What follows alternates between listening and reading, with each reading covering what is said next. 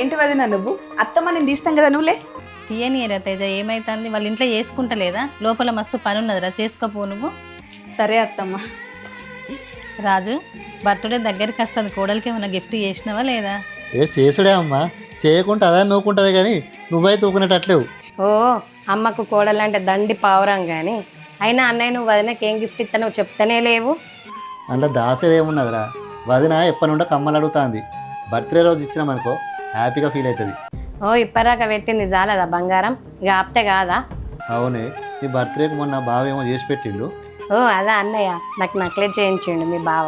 అదేంది, నీ పెళ్ళప్పుడు బాగానే బంగారం పెట్టినాం కదా, బావ మళ్ళీ ఇప్పుడు చేసి పెట్టుడు ఎందుకు? అదేందన్నయ్య అట్లా అంటున్నావు? బావ సంపాదించింది ఎవరి కోసం? నా కోసమేనాయే, నాకు పెట్టకుండా ఇంకెవరికి పెడతాడు? అవునానే, బావ సంపాదన అంతా నీకోసమే, మరి నా సంపాదన ఎవరి కోసమే? అదేందే నువ్వు వదిన నూరుస్తలేవు? అన్నయ్యకు మొన్న ఆపత వచ్చిందంటే వదిన బంగారం అంతా పెట్టించింది, తెలుసా నీకు?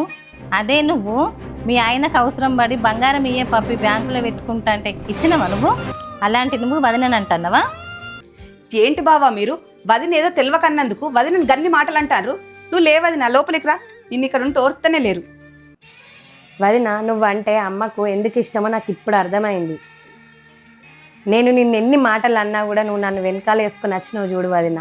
నీలాంటి దానికోసం వీళ్ళు ఎంత చేసినా తక్కువే. అబ్బో ఏంది పెద్ద పెద్ద డైలాగులు కొడతాను. ఏ ఊకో అన్నయ్య, నువ్వు చూడమ్మా అన్నయ్య ఎట్లా అంటాడో.